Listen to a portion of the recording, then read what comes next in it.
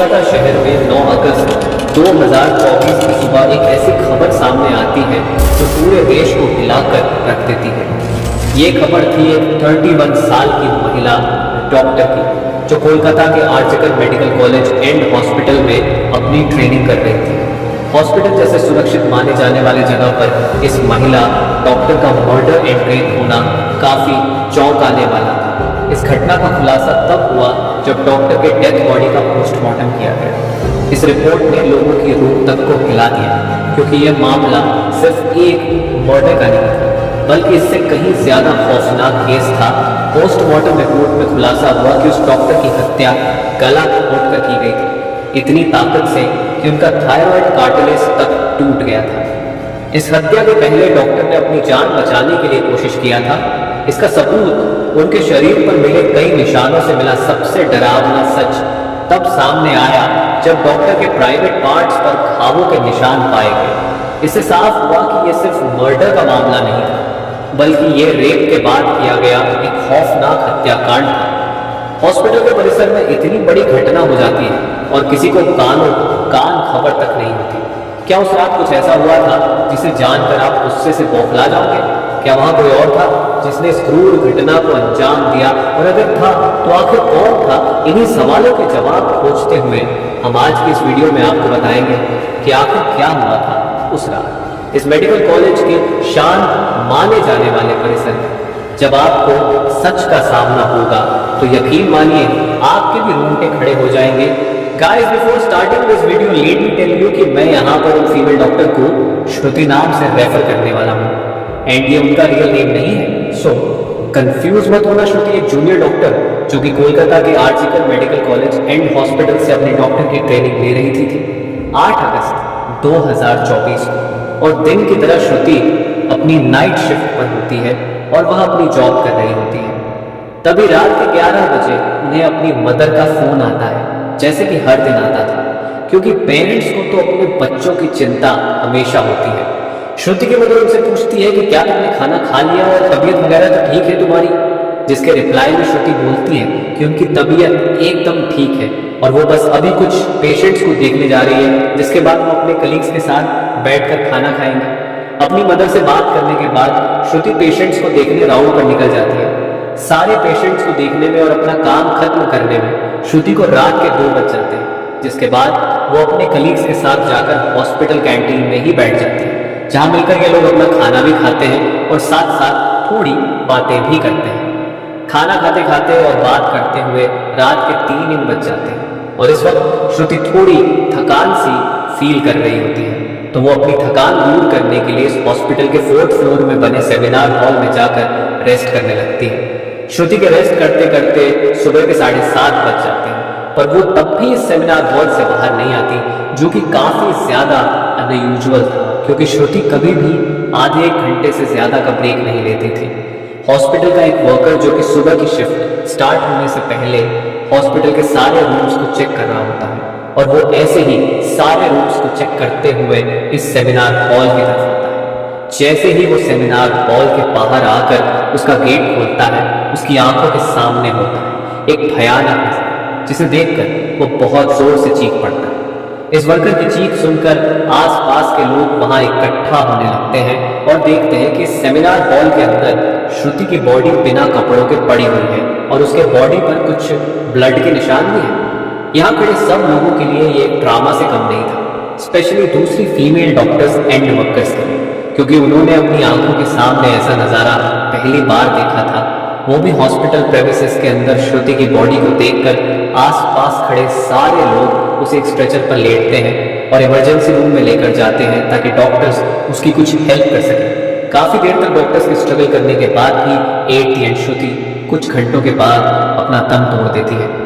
Hospital में कुछ लोग थे जो कि इस मर्डर एंड रेप केस को एक नॉर्मल केस जैसा दिखाने की कोशिश कर रहे थे, जस्ट बिकॉज कि वो इस हॉस्पिटल का नाम बचा सके। बट जब पोस्टमार्टम रिपोर्ट्स आती हैं तो सब दूध का दूध और पानी का पानी हो जाता है। इन रिपोर्ट से साफ साफ पता चल जाता है कि श्रुति के साथ किसी ने जबरदस्ती गलत हरकत करने की कोशिश करी, और जब वो इस इंसान से अपने आप को बचाने लगी तो उसने उसका गला घोंट दिया। इवन उसे बहुत बुरी तरीके से मारा भी और फिर उसका रेप भी किया। ये सारे प्रूफ मिलने के बाद ये केस पुलिस को हैंड ओवर कर दिया जाता है एंड पुलिस वाले इस क्रिमिनल को पकड़ने के लिए लग जाते हैं। सबसे पहले पुलिस उस क्राइम सीन पर ही छानबीन करती है जहां ये सब हुआ था।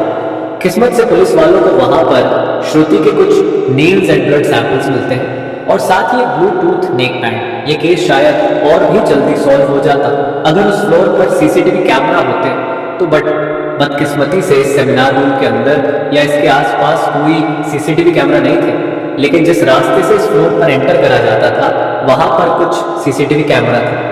पुलिस वाले इन सीसीटीवी कैमरा में सुबह के 3 बजे से 8 बजे के बीच की रिकॉर्डिंग चेक करते हैं कि इतने टाइम के बीच कितने लोग इस फ्लोर पर आए और गए थे। इन सीसीटीवी फुटेजेस को चेक करने के बाद ये पता चलता है कि टोटल 6 लोग इस फ्लोर पर आए और गए थे।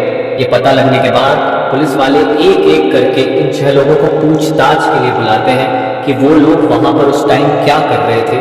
और इन लोगों को इस बीच यहाँ कुछ भी अजीब दिखा कि नहीं, इन लोगों से पूछताछ के दौरान पुलिस वाले उनके फोन का ब्लूटूथ भी ऑन करके चेक करते हैं कि जो ब्लूटूथ हेडसेट उन्हें मिला था वो इनमें से किसका था।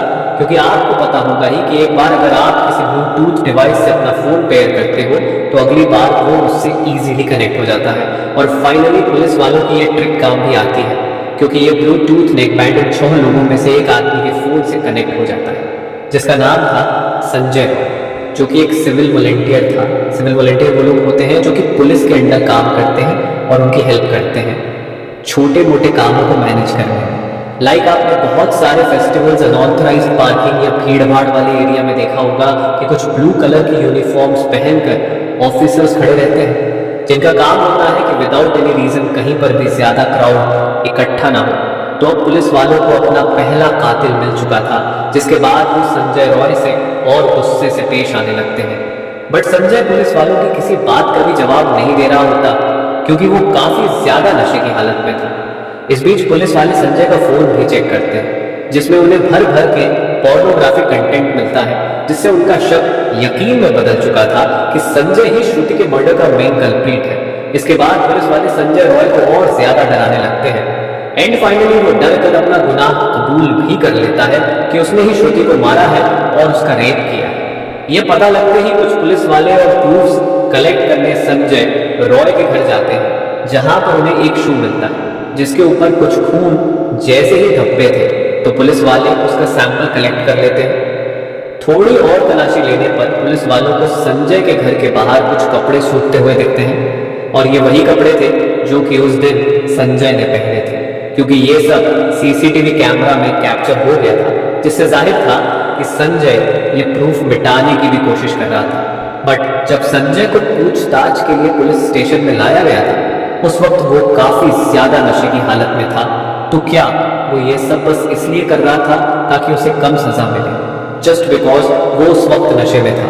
बाद में जब पुलिस वाले उस शू पर लगे ब्लड सैंपल्स को चेक करवाते हैं तो वो भी श्रुति के ब्लड से मैच हो जाता है which was a solid proof against him. इन सारी रिपोर्ट्स एंड डिटेल्स को एक साथ कंबाइन करके पुलिस वालों को पता चलता है कि उस रात संजय रॉय काफी ज्यादा नशे की हालत में था और वो रात के 11 बजे हॉस्पिटल में एंटर करता है। संजय अक्सर उस हॉस्पिटल में नाइट शिफ्ट किया करता था तो उसे यहाँ की काफी अच्छी नॉलेज भी थी कि कहाँ पर कैमरा है और कहाँ पर नहीं। तो वो आराम से इस हॉस्पिटल के 4th फ्लोर पर जाकर बैठ जाता है क्योंकि वो नहीं चाहता था कि कोई उसे ज्यादा नशे की हालत में देखे, वरना वो अपनी जॉब से हाथ धो सकता था।